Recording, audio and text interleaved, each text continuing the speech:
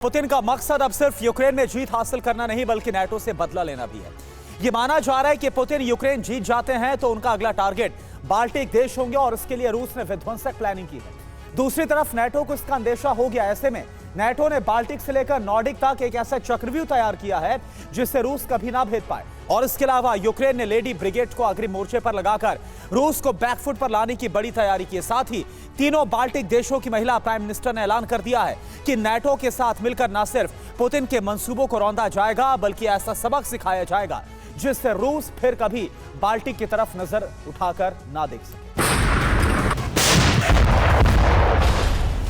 Europe में हालात इतने विध्वंसक होने वाले हैं कि रूस कभी भी एटमी हमला कर सकता है।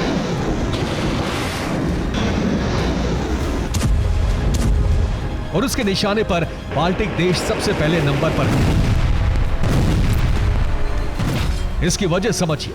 पहली वजह है बाल्टिक देश यूक्रेन में सेना भेजने को तैयार है। दूसरी वजह है बाल्टिक देश यूक्रेन को लगातार हथियार भेज रहे हैं। तीसरी वजह है बाल्टिक देशों में 2 महीने में दूसरी बार डिफेंडर ड्रिल हो रही है। चौथी वजह है बाल्टिक देशों ने रूस और बेलारूस बॉर्डर पर सुरक्षा बढ़ा दी है। पांचवी वजह है बाल्टिक देशों में अमेरिका ने परमाणु हथियार तैनात कर दिए हैं।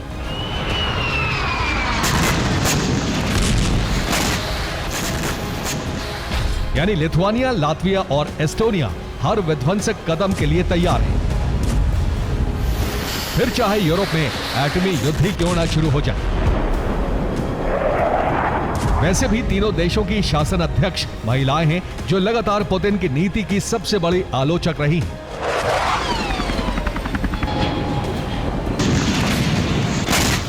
एस्टोनिया की prime minister Kaja Kallas, Latvia की प्राइम मिनिस्टर एविका सेलिना और लिथुआनिया की प्राइम मिनिस्टर इंग्रिदा सिमोनाइट। ये तीनों पुतिन की जबरदस्त विरोधी हैं। कई बार रूस की रणनीति के खिलाफ अंतर्राष्ट्रीय मंच पर आवाज उठा चुकी हैं। तीनों बाल्टिक देश रूस के सामने बेहद छोटे और कमजोर हैं, फिर भी वो टिके हैं। तो इन महिलाओं के हौसले और रणनीति की वजह से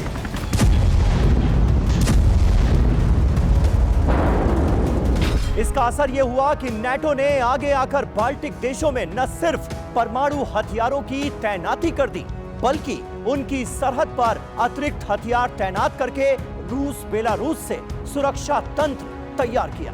तीनों बाल्टिक देशों की प्रधानमंत्री महिलाएं हैं जिन्होंने ऐलान कर दिया है कि किसी भी कीमत पर वो रूस से हार नहीं मानने वाली बल्कि हर पलटवार के लिए तैयार है।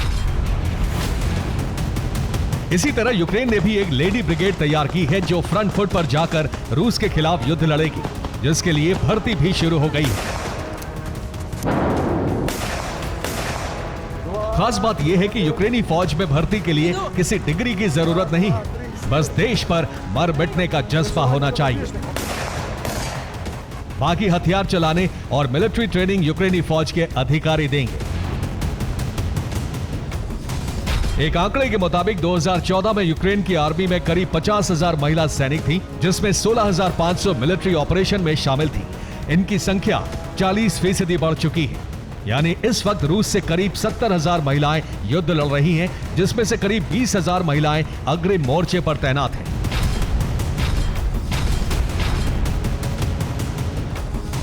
यूक्रेन के रक्षा मंत्रालय के मुताबिक युद्ध के दौरान 4,000 महिला सैनिकों की मौत हो चुकी है, लेकिन अभी भी भर्ती में कोई कमी नहीं आई।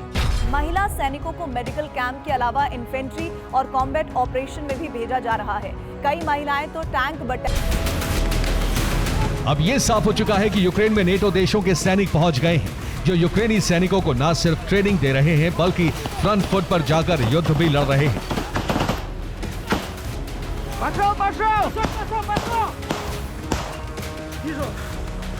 सैनिक भेजने में बाल्टिक देश सबसे आगे हैं, इसीलिए वो रूस के टारगेट पर है, क्योंकि यूक्रेन को हथियार सप्लाई का रूट बाल्टिक देशों से होकर है। इसलिए रूस अगर यूक्रेन जीत जाता है तो अगला टारगेट बाल्टिक देश ही होंगे। लेकिन नेटो के होते हुए यह इतना आसान नहीं होगा।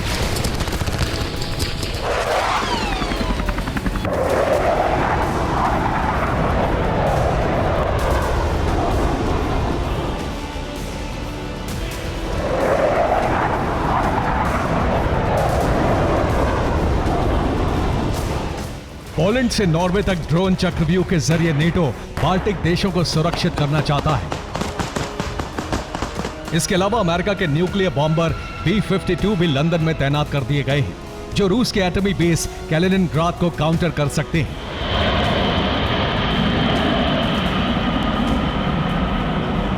अमेरिका के न्यूक्लियर बॉम्बर B-52 एक लूप की तरह निगरानी करेंगे, यानी लंदन से उड़ान भरकर वो बाल्टिक देशों तक पहुंचेंगे, जिसमें कैलिनिनग्राद के चारों ओर चक्कर लगाकर पोलैंड के एयर स्पेस से होकर लौट आएंगे। दरअसल ये सीधे तौर पर रूस को चेतावनी है कि उसका कैलिनिनग्राद एटमी बेस नेटो के टारगेट पर है। खास बात यह कि B-52 बॉम्बर को कई फाइटर जेट एस्कॉर्ट करेंगे, जिसमें स्पेन का F-18 हॉर्नेट, जर्मनी का यूरो फाइटर टाइफून और पोलैंड का MiG-29 शामिल होगा। फाइटर क्राफ्ट की इस टीम को नेटो ने बॉम्बर टास्क फोर्स नाम दिया है। बाल्टिक देशों के अलावा सबसे बड़ा खतरा पोलैंड को रूस से है। बेलारूस बॉर्डर पर रूस ने एटमी हथियार तैनात करके पोलैंड की धड़कनें बढ़ा दी हैं। इसलिए पोलैंड ने नेटो से अतिरिक्त सुरक्षा की डिमांड की है, जबकि पोलैंड ने बेलारूस और कैलिनिनग्राद बॉर्डर पर एक टस्क लाइन बनाई है, जिस पर टैंक, एयर डिफेंस और आर्मर्ड व्हीकल को तैनात किया है। साथ ही मिसाइल लॉन्चर भी लगाया है, जिस पर पोलैंड ने करीब 18,000 करोड़ खर्च किए हैं। ये खर्च करीब 700 किलोमीटर लंबी सरहद पर खर्च किया जा रहा है, जहां मिलिट्री डिफेंस के अलावा अंडरग्राउंड माइंस और एंटी टैंक बंकर भी तैयार किए हैं।